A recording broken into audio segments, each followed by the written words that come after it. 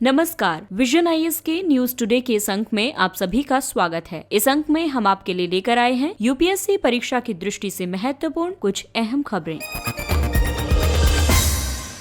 हाल ही में संयुक्त राष्ट्र की परमाणु हथियार निषेध संधि यानी treaty on prohibition of nuclear weapons के लागू होने का मार्ग प्रशस्त हो गया है। हाल ही में होंडुरास इस संधि की अभिपुष्टि करने वाला 50वां देश बन गया है। इसलिए संधि के लागू होने का मार्ग प्रशस्त हो गया है, क्योंकि इसे अंतर्राष्ट्रीय कानून के रूप में लागू करने के लिए न्यूनतम 50 देशों की सहमति की आवश्यकता थी। इसके 90 दिनों के बाद और 50 देशों का अनुसमर्थन प्राप्त हो जाने के बाद इसके प्रवर्तनीय हो जाने की अपेक्षा की जा रही है। इससे पहले संयुक्त राज्य अमेरिका, रूस, चीन, United Kingdom, France, Bharat, Pakistan, उत्तर कोरिया और इजराइल द्वारा संधि निर्मात्री वार्ताओं का बहिष्कार किया गया था। परमाणु निरस्त्रीकरण के लिए प्रतिबद्ध होने के बावजूद भारत ने इसका बहिष्कार किया था, क्योंकि ये संधि सार्वभौमिक निरस्त्रीकरण के लिए किसी भी प्रथागत अंतर्राष्ट्रीय कानून के विकास में योगदान नहीं करती है। आइए अब जानते हैं treaty on prohibition of nuclear weapons के बारे में। TPNW को संयुक्त राष्ट्र संघ में वर्ष 2017 में अपनाया गया था। ये संधि परमाणु हथियारों के पूर्ण उन्मूलन के प्रयोजन के लिए इन्हें प्रतिबंधित करने के लिए विधिक रूप से बाध्यकारी एक समझौता है।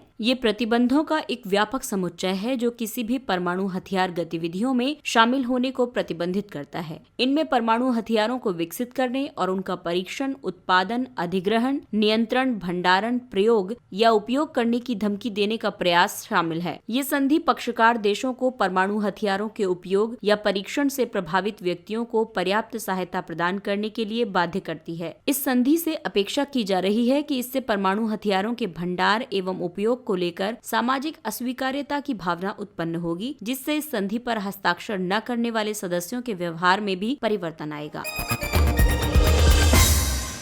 अगली खबर विज्ञान एवं प्रौद्योगिकी से संबंधित है। हालिया शोध के अनुसार ये सिद्ध किया गया है कि अतिचालकता उच्च दाब की स्थिति में सामान्य ताप पर भी संभव है। शोधकर्ताओं ने कार्बन, हाइड्रोजन और सल्फर V से निर्मित एक नवीन पदार्थ विकसित किया है जो 15 डिग्री सेल्सियस के तापमान पर भी अतिचालकता प्रदर्शित करने में सक्षम है। हालांकि इस संक्रमण अवस्था को प्राप्त करने के लिए लगभग 2 मिलियन वायुमंडलीय अति उच्च दाब की आवश्यकता होती है, जिसके कारण कोई भी तात्कालिक व्यवहारिक अनुप्रयोग अत्यधिक कठिन हो जाता है। आपको बता दें कि अतिचालक बिना किसी प्रतिरोध के विद्युत पारित करने में सक्षम होते हैं, जिससे किसी भी ऊर्जा हानि के बिना विद्युत धारा प्रवाहित हो सकती है। अतिचालकता की दशा में पदार्थ के भीतर चुंबकीय क्षेत्र शून्य हो जाता है। इस घटना को माइसनर प्रभाव कहा जाता है। अभी अतिचालकता को बनाए रखने के लिए बहुत कम तापमान यानी 0 डिग्री सेल्सियस से काफी नीचे की आवश्यकता होती है, जिससे अतिचालकों का व्यावसायिक उपयोग बाधित होता है। आइए अब जानते हैं ऐसी सामग्रियों के अनुप्रयोग। परंपरागत बैटरियों के विपरीत अर्धचालक का उपयोग ऊर्जा भंडारण के लिए किया जा सकता है। ये मैग्लेव ट्रेनों के संचालन में प्रयोग हो सकती हैं। वर्तमान में विद्युत ग्रिड में लंबी दूरी तक विद्युत पारेषण में संलग्न तारों के साथ अत्यधिक ऊर्जा का ऊष्मीय ऊर्जा के रूप में क्षय हो जाता है। इस हानि को अतिचालकों का उपयोग करके कम किया जा सकता है। इसके अलावा दुर्बलतम चुंबकीय क्षेत्र को ज्ञात करने के लिए इसे super conducting quantum interference devices में उपयोग किया जा सकता है। ये विशाल हेड्रोन कोलाइडर या कण त्वरक में भी उपयोग हो सकता है।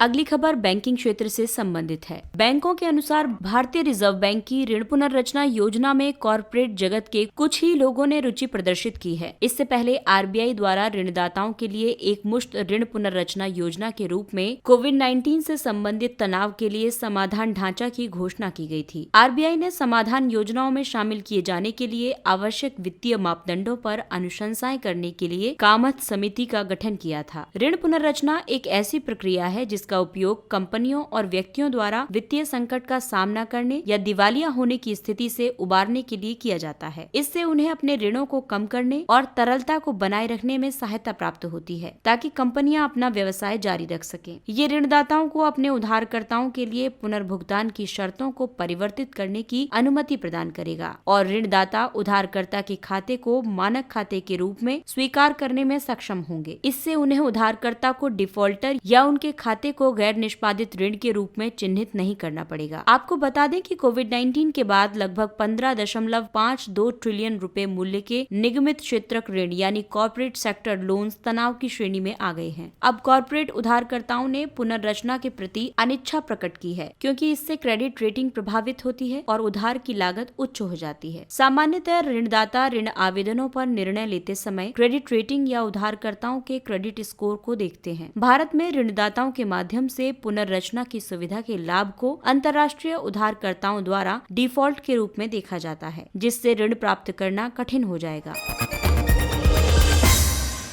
अगली खबर वैश्विक उधारी से संबंधित है। अंतर्राष्ट्रीय सहायता के 50 वर्ष। ऑक्सफेम के अनुसार विश्व के सर्वाधिक समृद्ध देशों का निर्धन देशों पर 5.7 ट्रिलियन डॉलर का कर्ज है। वर्ष 1970 में विकसित देशों ने संयुक्त राष्ट्र के एक प्रस्ताव के माध्यम से अपनी आय का 0.7% निर्धन राष्ट्रों को समर्पित करने का संकल्प लिया था। हालांकि ऑक्सफेम की रिपोर्ट के अनुसार वर्ष 2019 में केवल 5 देश लग्जमबर्ग, नॉर्वे, स्वीडन, डेनमार्क और यूनाइटेड किंगडम ही 0.7% के लक्ष्य को प्राप्त कर पाए हैं या उन्होंने लक्ष्य से अधिक सहयोग किया है। दाता देश जलवायु वित्त प्रदान करने की अपनी प्रतिबद्धता को पूरा करने में भी पूर्णतया विफल रहे हैं। इसके अलावा विश्व स्तर पर स्वास्थ्य से संबंधित सतत विकास लक्ष्य को प्राप्त करने की दिशा में मौजूदा 3.9 ट्रिलियन डॉलर के वित्तीय अंतराल को इस प्रकार की सहायता द्वारा समाप्त किया जा सकता है। किसी भी प्रकार की आवश्यक सहायता जो किसी भी देश या बहुपक्षीय संस्था द्वारा किसी अन्य देश को प्रदान की जाती है उसे अंतर्राष्ट्रीय सहायता कहा जाता है। इसे सामान्य तौर पर आधिकारिक विकास सहायता यानी ऑफिशियल डेवलपमेंटल असिस्टेंस के रूप में प्रदान किया जाता है, जिसे ओडीए भी कहा जाता है। ओडीए निर्धनता उन्मूलन, लोक कल्याण और आर्थिक विकास को प्रोत्साहित करने पर लक्षित है। उदाहरण के लिए ये निम्न और मध्यम आय वाले देशों में प्राणघातक रोगों से निपटने, शिक्षा प्रणालियों को सुदृढ़ करने आदि में प्रयुक्त होती है। ये सरकारों को उत्तरदायी बनाने और उत्पीड़न और भेदभाव के उन्मूलन संबंधी नागरिकों के प्रयासों को समर्थन प्रदान करते हुए भविष्य के परिवर्तनों की दिशा में एक उत्प्रेरक के रूप में कार्य करती है। आइए अब जानते हैं इस सहायता से संबंधित मुद्दे। अधिकांश सहायता वास्तविक निर्धन राष्ट्रों तक नहीं पहुंच पाती है, जिन्हें इसकी सर्वाधिक आवश्यकता होती है। इसके अलावा समृद्ध राष्ट्र इस प्रकार की सहायता का प्रयोग अपने उत्पादों को बेचने के लिए निर्धन देशों के बाजारों की उपलब्धता के लिए एक साधन के रूप में करते हैं।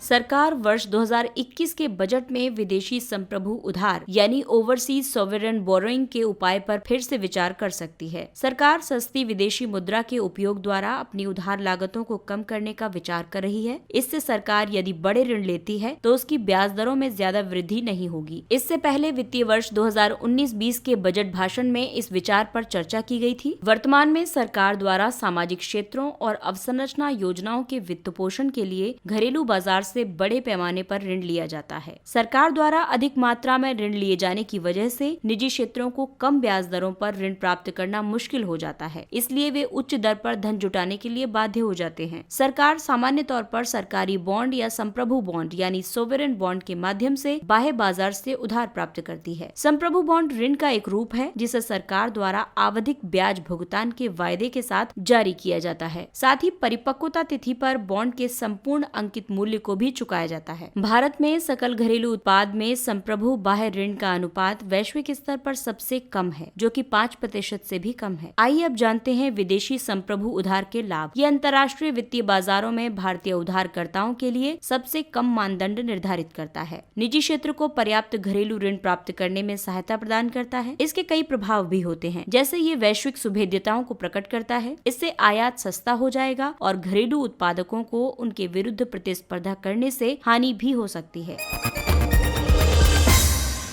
आइए अब जानते हैं कुछ संक्षिप्त किंतु महत्वपूर्ण खबरों के बारे में। प्रधानमंत्री street vendors Atmanirbhar Nidhi PM Svanidhi योजना। हाल ही में उत्तर प्रदेश ने पीएम स्वनिधि योजना के तहत ऋणों के वितरण की रैंकिंग में पहला स्थान प्राप्त किया है। इसे आवासन और शहरी कार्य मंत्रालय ने जून 2020 में शुरू किया था, ताकि कोविड-19 से प्रभावित स्ट्रीट वेंडर्स अपनी आजीविका फिर से चालू कर सकें और इसके लिए उन्हें वहनीय कार्यशील पूंजी ऋण भी प्रदान किया जा सके। इस योजना के तहत विक्रेता 10,000 रुपए तक के कार्यशील पूंजी ऋण का लाभ प्राप्त कर सकते हैं। इसे 1 वर्ष की अवधि में मासिक किश्तों में चुकाया जा सकता है। इसका लक्ष्य 50 लाख से अधिक स्ट्रीट वेंडर्स को लाभान्वित करना है।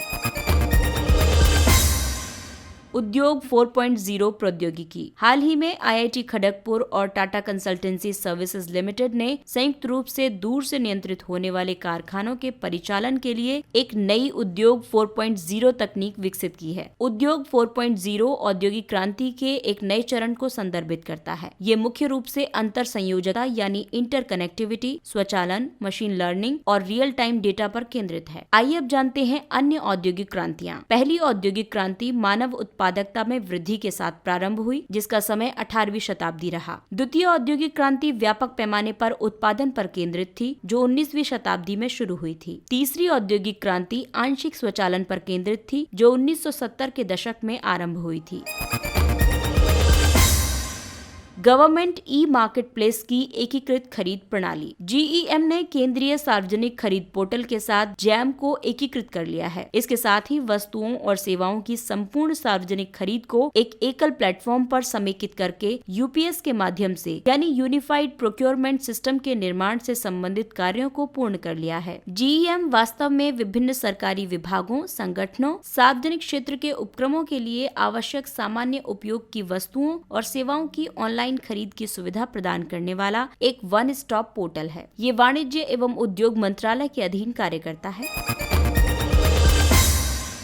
विश्व पोलियो दिवस 24 अक्टूबर। विश्व पोलियो दिवस की स्थापना रोटरी इंटरनेशनल द्वारा जोनास साल्क के जन्मदिन की स्मृति में की गई थी। इन्होंने पोलियो माइलाइटिस के विरुद्ध टीका विकसित करने वाले प्रथम दल का नेतृत्व किया था। पोलियो एक वायरल रोग है जो तंत्रिका तंत्र को प्रभावित करता है। पोलियो को टीकाकरण के माध्यम से रोका जा सकता है। भारत को लगातार 3 वर्ष तक शून्य मामलों के पश्चात जनवरी 2014 में पोलियो मुक्त राष्ट्र घोषित किया गया था। अफगानिस्तान और पाकिस्तान में अभी भी वाइल्ड पोलियो वायरस के मामले मौजूद हैं। ओक्साका। प्रधानमंत्री मोदी ने अपने मन की बात में मेक्सिको के ओक्साका क्षेत्र का उल्लेख किया था। खादी ओक्साका एक फार्म टू गारमेंट समूह है, जिसमें लगभग 400 परिवार शामिल हैं। ये परिवार दक्षिणी मेक्सिको के ओक्साका क्षेत्र में पारंपरिक खेती में कार्य करते हैं और खेतों में ही छोटे छोटे मकानों में निवास करते हैं। सत्यनिष्ठा समझौता, इंटीग्रिटी पैक्ट। केंद्रीय सतर्कता आयोग ने सरकारी संगठनों में खरीद गतिविधियों के लिए सत्यनिष्ठा समझौते के अनुपालन के संबंध में मानक संचालन प्रक्रिया में संशोधन किया है। सत्यनिष्ठा समझौता एक सतर्कता साधन है जो भावी विक्रेताओं या बोलीदाताओं और क्रेताओं के बीच एक समझौते की परिकल्पना करता है। ये समझौता दोनों पक्षों को अनुबंध के किसी भी पहलू पर किसी भी भ्रष्ट प्रभाव का व्यवहार न करने के लिए प्रतिबद्ध करता है। ये समझौता सार्वजनिक खरीद में पारदर्शिता, समता और प्रतिस्पर्धा सुनिश्चित करता है।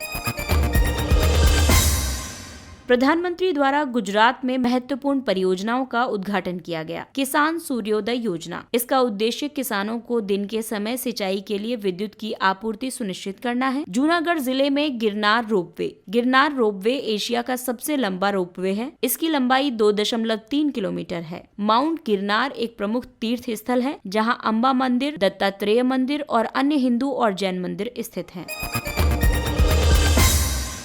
पीली आंधी। उत्तर कोरियाई अधिकारियों ने अपने नागरिकों से चीन से चलने वाली पीली आंधी के रहस्यमयी मेघ के संपर्क से बचने के लिए अपने घरों के भीतर रहने का आग्रह किया है। पीली आंधी या तूफान चीन और मंगोलिया के रेगिस्तान से आने वाली रेत है, जिसे उच्च गति वाली धरातलीय पवनें प्रत्येक वर्ष विशिष्ट अवधि के दौरान उत्तर और दक्षिण कोरिया में ले जाती हैं। रेत के कण औद्योगिक प्रदूषकों जैसे अन्य विषाक्त पदार्थों के साथ मिश्रित हो जाते हैं और श्वसन संबंधी रोगों को उत्पन्न करते हैं। इसके साथ ही ये अंक समाप्त होता है। अगले अंक में फिर मुलाकात होगी कुछ अन्य महत्वपूर्ण खबरों के साथ। तब तक के लिए नमस्कार।